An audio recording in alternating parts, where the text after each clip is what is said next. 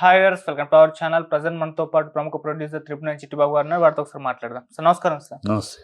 Sir, మంచు ఫ్యామిలీలో వివాదాలు ఉన్నాయని చెప్పేసి అది ఎప్పటి నుంచో కూడా జరుగుతూ ఉంది. అయితే ఈ రోజు ఒక సెన్సేషన్, ఇలా ఫ్యామిలీలో వివాదాలు బగ్గుమన్నాయి సార్. అది కూడా మంచు మనోజ్ గారు తన తండ్రి మోహన్ బాబు గారు తను కొట్టారని పోలీస్ స్టేషన్కి గాయాలతో వెళ్ళి కంప్లైంట్ చేశాడని చెప్పేసి వార్త వైరల్ అయింది. మోహన్ బాబు గారు కూడా తన కొడుకు మంచు మనోజ్పై దాడి చేశాడని చెప్పేసి ఆయన కూడా పోలీస్ స్టేషన్ కి వెళ్ళి కంప్లైంట్ చేశాడని చెప్పేసి రూమర్స్ అమ్మా. ఎవరు కంప్లైంట్ చేయలేదు, అతను కంప్లైంట్ చేయలేదు, ఇతను మోహన్ బాబు కంప్లైంట్ ఇవ్వలేదు.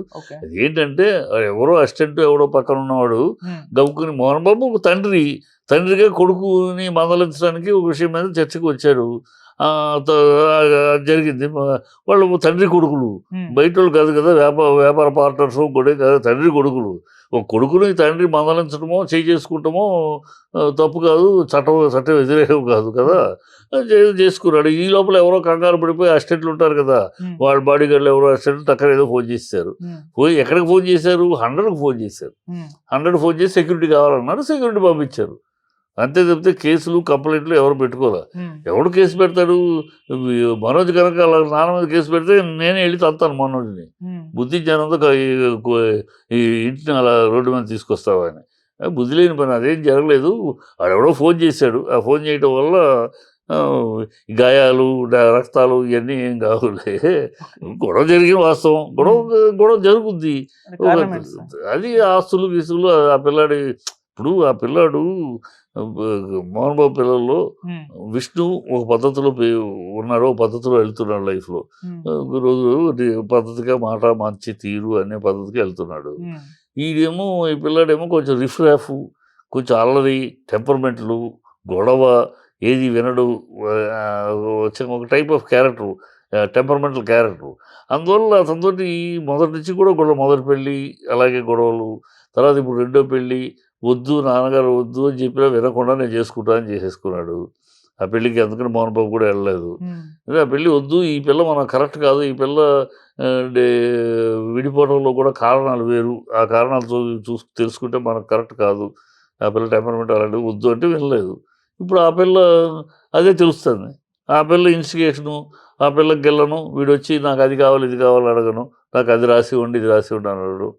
నీకు ఇచ్చింది ఇచ్చేసా, ఇంకా నీకు ఇచ్చేది అంతా నేను తదనంతరమే, నా తదనంతరం ఎవరెవరికి వెళ్ళాలో రాసిస్తాను.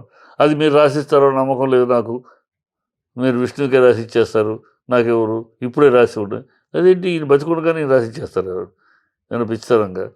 అవన్నీ అలాంటి చిన్న చిన్న విషయాలు, ఇంకా వివరాలు చాలా ఉన్నాయనుకో, ఆ వివరాలు మనం మాట్లాడుకోకూడదు.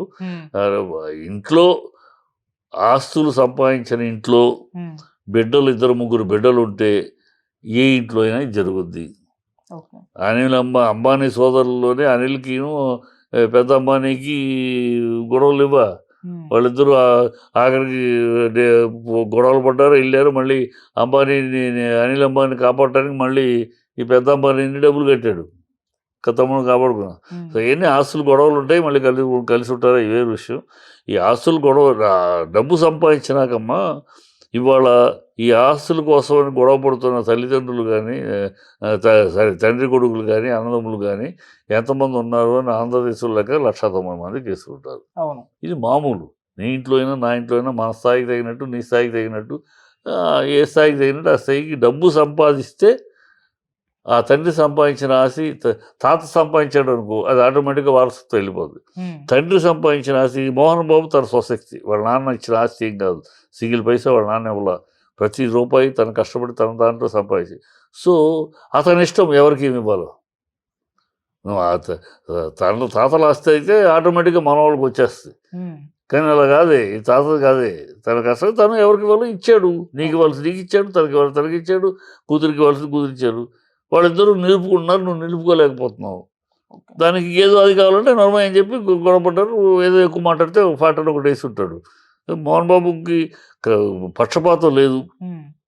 నాకు తెలిసిన మోహన్ బాబుకి తన దగ్గర పనిచేసే వాళ్ళ దగ్గర పక్షపాతం చూపించాడు. తన దగ్గర పనిచేసేవాడైనా కూడా ఒకటే, తన పర్సనల్ మేనేజర్ అయినా ఒకటే. తప్పంటే ఎవరినైనా సరే తప్పే.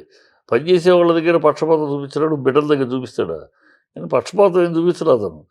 ఇతను నిలుపుకోలేక, ఇచ్చింది నిలుపుకోలేక, పెంచుకోలేక నిలుపుకుని పెంచుకుంటున్న వాడిని చూసి ఈర్ష్యపడి ఉమ్, నాకు అది కావాలి ఇది కావాలి ఎట్లా అది కరెక్ట్ కాదు కదా.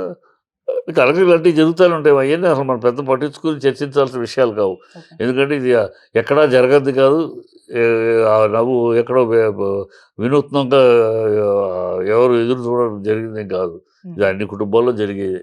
ఆస్తులున్న చోట్ల అన్ని చోట్ల జరుగుతుంది. అంటే సెలబ్రిటీల ఇంట్లో జరిగినప్పుడు కాస్త అది కాస్త బయట జనాలకి ఇంట్రెస్ట్ ఉంటుంది, ఇంట్రెస్ట్ ఉంటుంది తప్పితే మీడియా అది వాళ్ళకి interest మీడియాకి ఉంటుంది. ఎక్కువ ఇంట్రెస్ట్ ఉంటుంది తప్పితే అనవసరం.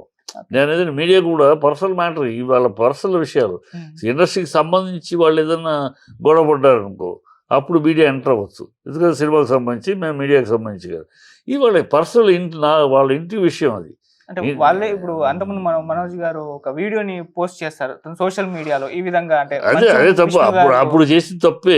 ఉమ్, అప్పుడే కోపడ్డాం అందరం. అలాంటి ఏం పిచ్చి వద్దా ఏదన్నా కూర్చొని మాట్లాడుకోవాలని మీడియాకి రిలీజ్ చేయటువంటి దరిద్రంగా ఇంటి విషయాలు ఇంట్లో అప్పుడు కోపడ్డాం. ఆగిపోయాడు. ఉమ్, మళ్ళీ ఇప్పుడు నేను చేయలేదు, ఎవరో పంపించారు, నేనే ఫోన్ చేయలేదు, ఎవరో ఫోన్ చేయి ఇక్కడ నా అసిస్టెంట్ ఎవరో టప్పని ఫోన్ కొట్టేశారు భయపడి అని అంటాడు. సరే ఏదైతేనో ఫోన్ కొట్టే 100కి ఫోన్ చేశారు. కేసులు పెట్టలా. ఉమ్, కేసులు పెడితే ఊరుకుంటారంటే పిచ్చే తంతారు జనాలు. ఉమ్, తండ్రి మీద కేసులు పెట్టి ఇంతకన్నా నీచిపో ఉంటాడా అని అంటారు. ఉమ్, కానీ అదే పెట్టలేదులే. మోహన్ బాబు కేసు పెట్టు అసలు లేదు. నేను మాట్లాడాను కదా.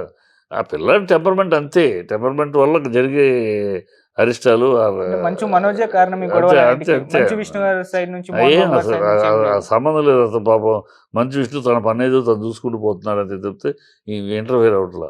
ఉమ్, ఇంటర్ఫైర్ ఈ పిల్లాడే అది మంచు దగ్గర ఉన్నది నాకు కావాలి అనే తనకు మంచులాగా నువ్వు ఎదగలేకపోతే అది నీ కర్మ. ఉమ్, మంచు ఎవరితో గొడవ పెట్టుకోడు. అందరితోటి మంచిగా ఉంటాడు. అందరూ బాగుండాలి అందులో నేను ఉండాలి అన్నట్టు అందరితోటి బాగుంటాడు, పెరుగుతున్నాడు.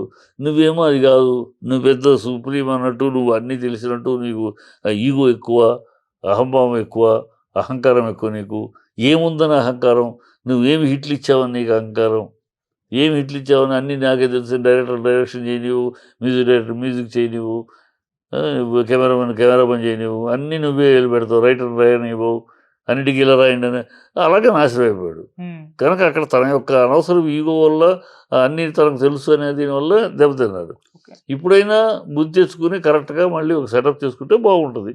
అది చేయట్లా పిల్లాడు చేయకపోతే ఇంకా ఇలాంటి అరాచకాలు అసహ్యం పనులు. ఓకే సార్, మోహన్ బాబు గారు మీరు కాస్త దగ్గరే కాబట్టి ఆయన ఈ గొడవ తర్వాత మీతో మాట్లాడారంటే దీని గురించి ఏమన్నా? నేనే మాట్లాడమ్మా. నేనే ఫోన్ చేసి ఏంటన్నా ఏంటి విషయం నేను మాట్లాడా. అందువల్ల వివరాలని తెలిసి నాకు ఉమ్, ఏమన్నారు సార్? ఏమన్నా ఆయన బాధపడతారు. ఏ తండ్రి ఏం చేస్తాడు? ఉమ్, ఇదేం బాధ, ఇదేం కర్మరా మనకి.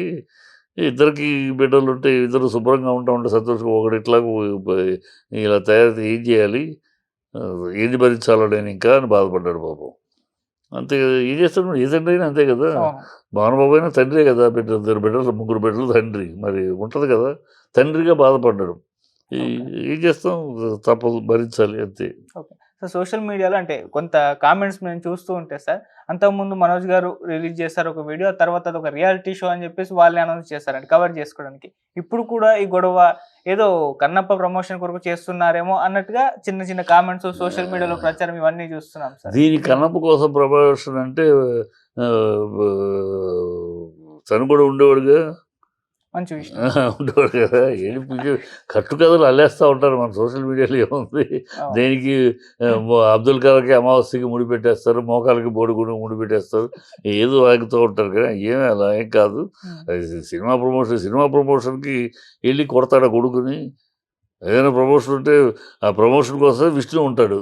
విష్ణు వాళ్ళిద్దరు కొట్టుకుంటాం, ఆ సినిమాని గురించి చర్చించటం అలాంటిది ఏదో ఉంటుంది కావాలంటే. అది ఉన్న పిచ్చి మాటలు. ఇక్కడ అతను ఈర్ష్య అసూయలతోటి రగిలిపోతున్నాడు.